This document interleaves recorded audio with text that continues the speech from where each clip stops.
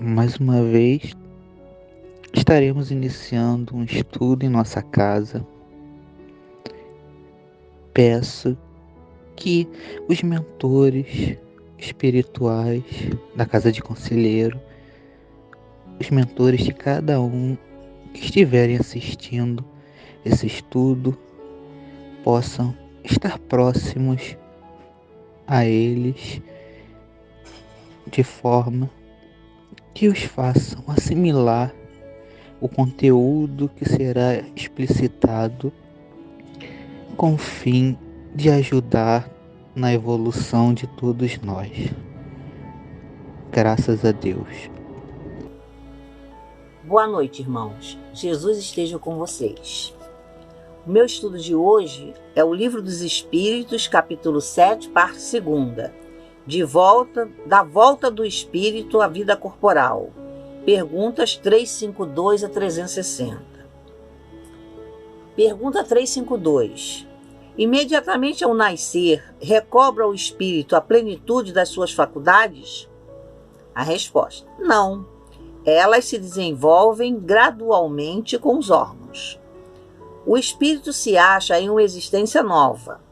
Preciso é que aprenda a servir-se do instrumento de que dispõe. As ideias lhe voltam pouco a pouco, como a uma pessoa que desperta e se vê em situação diversa da que ocupava na véspera. Segundo o livro Filosofia Espírita, volume 7, na lição 46, Recobrando as Faculdades, na página 93, o espírito não recobra suas faculdades imediatamente ao nascer. Ele ainda não se encontra em completo domínio de seu corpo. O seu instrumento de carne não lhe fornece meios para tal empreendimento. Todos sabemos que a natureza não dá saltos no empenho de crescer. É nesse trabalho que se encontra a ponderação, a ciência, de modo a compreendermos que a alma, gradativamente com o corpo, vai despertando as lembranças, mesmo em forma embaçada daquilo que ela é e as promessas feitas no mundo espiritual. Bem, como vimos, o espírito não recobra imediatamente as suas faculdades.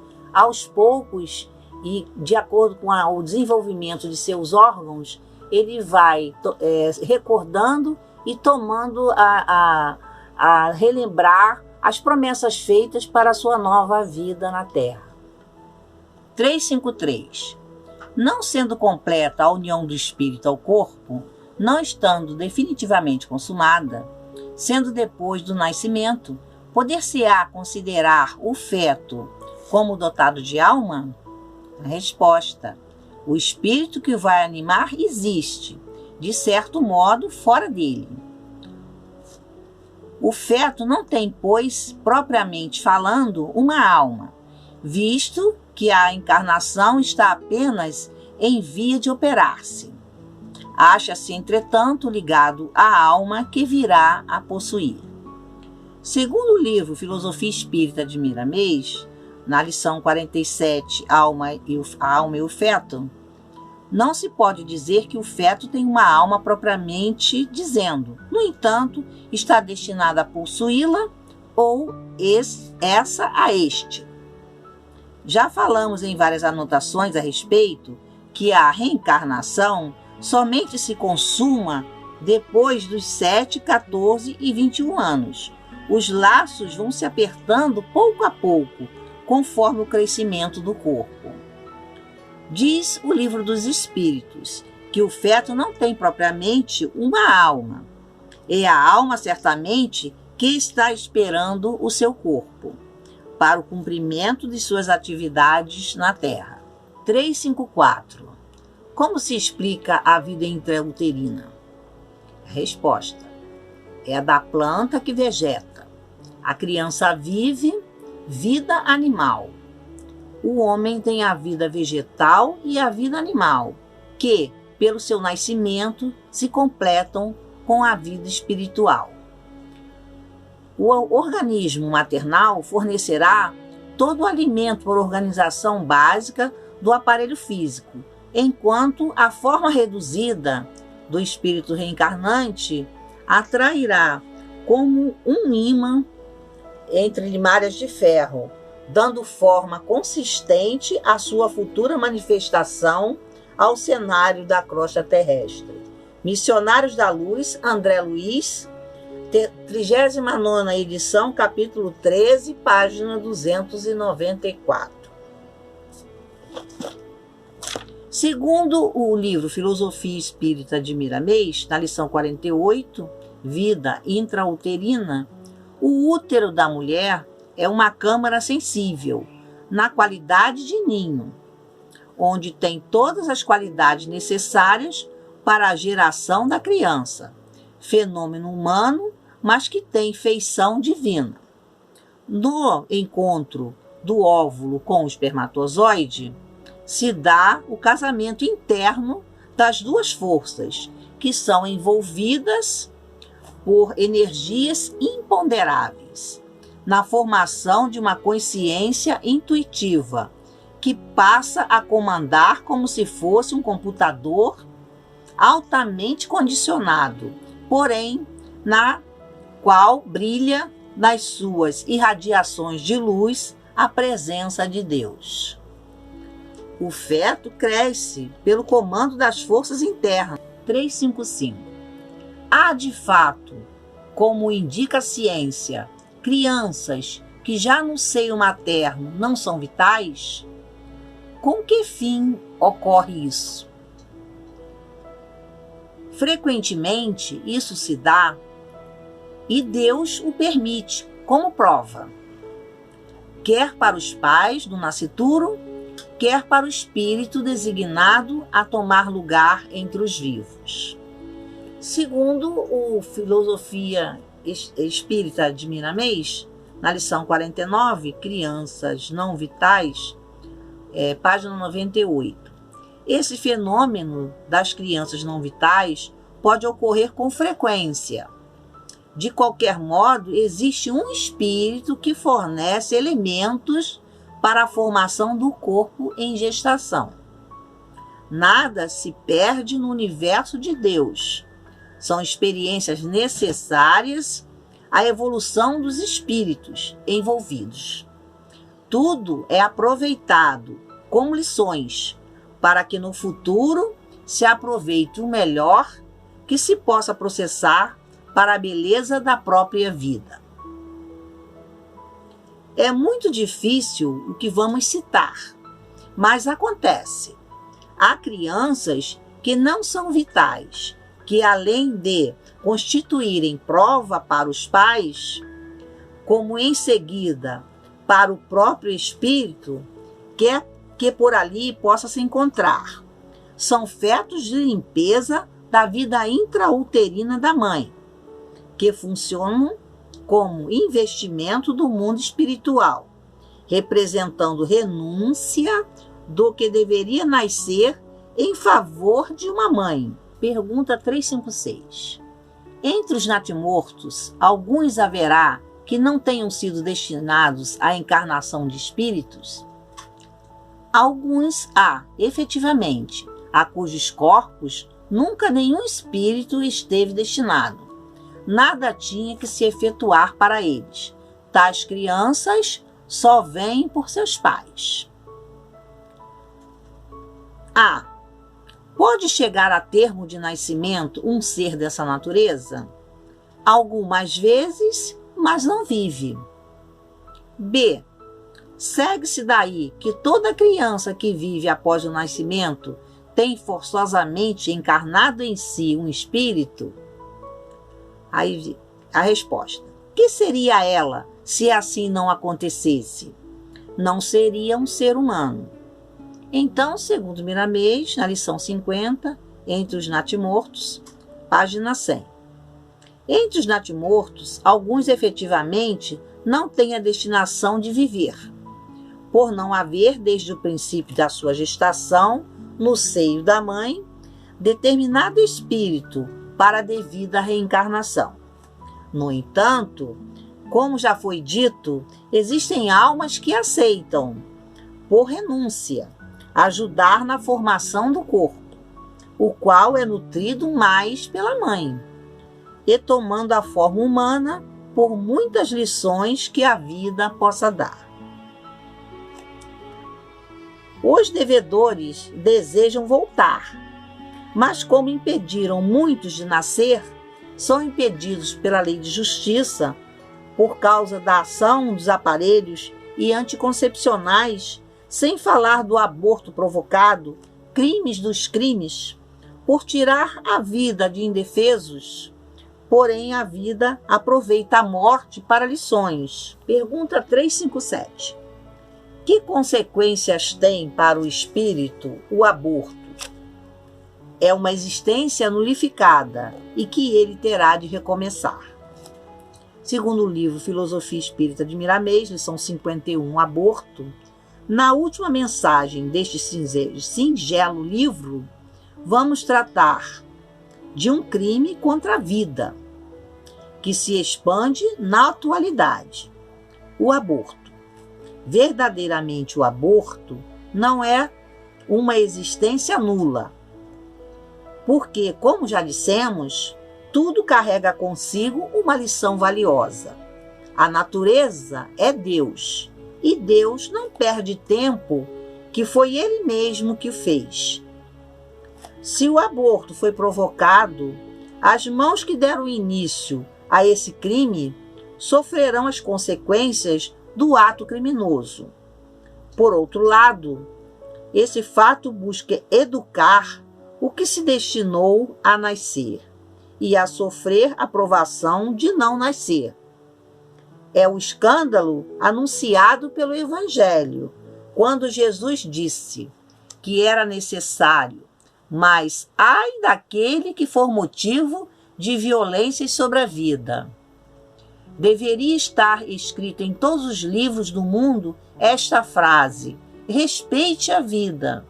O aborto é a falta de Jesus no coração, e a vida é o Cristo no seu esplendor, na consciência dos homens. 358. Constitui crime a provocação do aborto em qualquer período da gestação? Há crime sempre que transgredis a lei de Deus. Uma mãe, ou quem quer que seja, cometerá crime sempre que tirar a vida a uma criança antes do seu nascimento. Por isso, que impede uma alma de passar pelas provas a que serviria de instrumento o corpo que estava em formação. Segundo Miramês, na lição 1, volume 8, transgressão da lei, na página 8. Seja a mãe ou outra pessoa qualquer que servir de instrumento para abortar uma criança, pratica um crime. E pior, essa premeditação vem da maldade, da inconsciência das leis. Nasce do egoísmo, principalmente na época em que atravessamos. São pessoas mentindo a si mesmas. É o fantasma do desculpismo, que pretende enganar a consciência, sob a alegação de que os tempos atuais não comportam mais do que um filho ou dois, ou às vezes nenhum. Vida cara, escola difícil, falta de condições de moradia, não se encontra emprego, mulher e marido precisam trabalhar fora, e daí por diante. Existem 1001 desculpas para não deixar nascer os seus filhos. 359. Dado o caso que o nascimento da criança pusesse em perigo a vida da mãe dela, haverá crime em sacrificar-se a primeira para salvar a segunda? Preferível é se sacrifique o ser que ainda não existe a sacrificar-se o que já existe.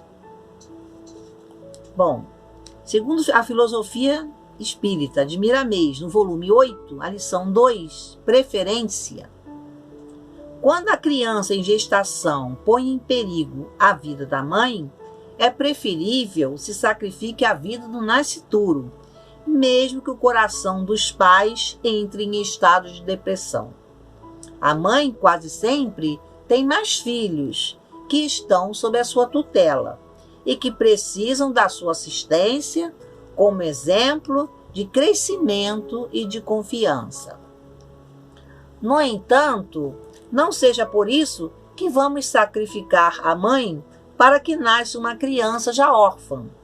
O Livro dos Espíritos nos recomenda: quando os espíritos respondem à pergunta do codificador do modo claro e sem retoques, preferível é que se sacrifique o ser que ainda não existe a sacrificar-se o que já existe. É preferível um mal menor quando não se pode livrar os dois. Mas a doutrina espírita nos ajuda na autoeducação, de modo a nos livrarmos de todo o mal, procurando por todos os meios desconhecer os caminhos que possam nos levar à desarmonia da vida. E, para tanto, devemos ser conscientes de todas as leis de Deus que nos cercam e existem. 360. Será racional ter-se para com o feto as mesmas atenções que se dispensam ao corpo de uma criança que viveu algum tempo? Bom, vede em tudo isso a vontade e a obra de Deus. Não trateis, pois, desatenciosamente coisas que deveis respeitar. Por que não respeitar as obras da criação, algumas vezes incompletas por vontade do Criador? Tudo ocorre segundo os seus desígnios, e ninguém é chamado para ser seu juiz. Livro Filosofia Espírita de Miramês, volume 8, a lição 3. Respeito. A palavra respeito fala muito profundamente na alma daquele que deseja ensinamentos de nosso Senhor Jesus Cristo. Uma criança, ao nascer, sem vida, obedecendo à lei divina, à lei de justiça, os pais, no entanto, sentem-se agredidos pelo destino. Isso, porém, quando não compreendem a vontade do Criador. Nada há de errado no turbilhão dos acontecimentos espirituais. E mesmo na terra, tudo obedece à vontade de Deus. Tudo tem uma razão de ser e nada acontece sem a permissão de Deus. Então nós devemos, por obrigação, aceitar esses desígnios de Deus, tentando uma nova gravidez com mais segurança, com mais atenção, verificando os trâmites legais da medicina, da ciência, para que possa correr tudo bem e possam ter uma nova oportunidade de ter a sua prole. Vamos à nossa prece. Agradecida, Senhor, por ter essa nova oportunidade de estudo, um assunto que eu considero muito difícil e que eu tenho muita dificuldade de fazer. Mas espero que eu tenha conseguido, pelo menos, transmitir os conhecimentos básicos para que as pessoas possam se inteirar de um assunto tão importante e tão difícil de se entender. Quero pedir, Senhor, neste momento, por todas as pessoas enfermas, por todos os doentes, pelos idosos, pelos asilos, pelos orfanatos, pedir pelas crianças que nasceram e partiram, pedir pelos suicidas, pedir por todas as pessoas que desencarnaram nestes momentos de dificuldade. E tendo a certeza que todos serão atendidos pela espiritualidade e que todos estarão no seio do Senhor, quero agradecer novamente, pedindo, Senhor, a Ti, proteção para todos nós, para toda a humanidade. Graças a Deus.